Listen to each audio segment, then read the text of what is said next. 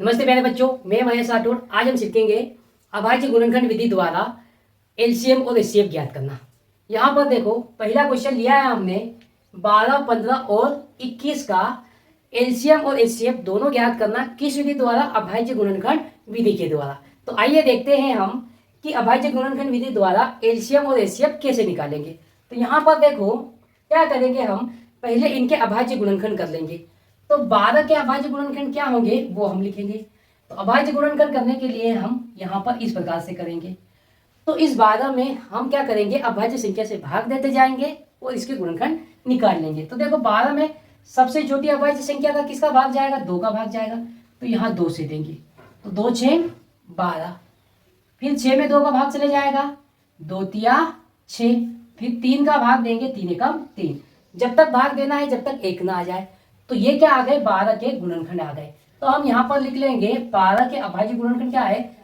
2, 2 और 3। अब इसी प्रकार हम 15 के अभाज्य गुणनखंड करेंगे। तो कर लेते हैं 15 के अभाज्य गुणनखंड। तो यहाँ पर देखो, यहाँ 15 लिखेंगे। फिर 15 में अभाज्य संख्या से भाग देना स्टार्ट करेंगे। क्या 15 में 2 का भाग जाएगा क्या? तो 15 में 2 का भाग नहीं जाएगा। तो फिर किसका भाग देंगे? 3 का भाग देंगे। तो 15 में 3 का भाग चले जाएगा, तो 3 का भाग देंगे। तो 3 पंजे 15। कितनी बार गया? 5 बार। उसको यहाँ लिखेंगे। फिर 5 में किसका भाग जाएगा? 5 का, 5 एकम 5। तो 15 के अभाज्य गुणनखंड क्या आए? 15 के अभाज्य गुणनखंड 3 और 5 आए। अब किसका निकाल लेंगे हम? 21 का। तो 21 के अभाज्य गुणनखंड कर लेते हैं। तो करते हैं 21 का अभाज्य गुणनखंड। तो देखो, 21 में क्या 2 का भाग जाएगा? तो 2 का भाग नहीं जाएगा। तो 2 से बड़ी अभाज्य संख्या कौन सी है? 3। तो 3 का भाग देंगे हम। तो 3 का भाग 21 में चले जाएगा। कितनी बार चले जाएगा? 3 सते 21।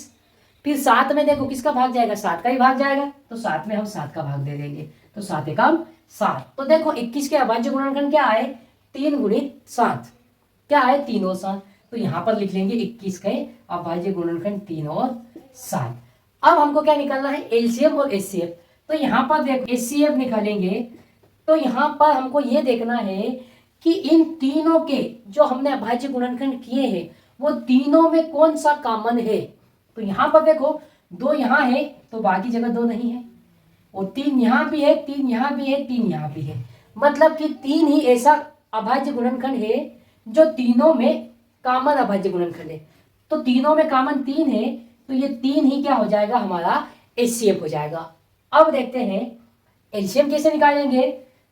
तो एलसीएम निकाल लेते हैं।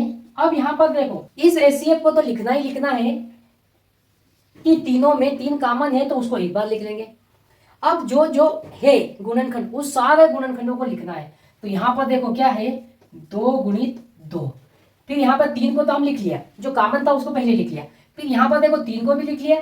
फिर 5 को लिखेंगे 5। फिर गुणित 3 को लिख लिया, गुणित 7 लिखेंगे। मतलब कि जो कॉमन आया उसको सिर्फ एक ही बार लिखेंगे, फिर बाकी सारे गुणनखंड लिख लेंगे। फिर क्या करना है? इनका गुणा कर लेना है। तो देखो, 3 दूनी 6। फिर 6 का गुणा 2 में करेंगे तो 6 दूनी 12। अब 12 का गुणा 5 में करेंगे तो 12 पंजे कितना हो जाएगा? 60। यहाँ तक क्या आ गया? गुणा 60 आ गया। फिर 60 का गुणा 7 में करेंगे तो 6 सतु कितना हो जाएगा? 42, और 0 है तो 0। तो 42 और 0, तो हमारा एचसीएफ कितना आ जाएगा? 420। तो इस प्रकार बच्चों हम अभाज्य गुणनखंड विधि द्वारा एलसीएम और एचसीएफ निकाल सकते हैं।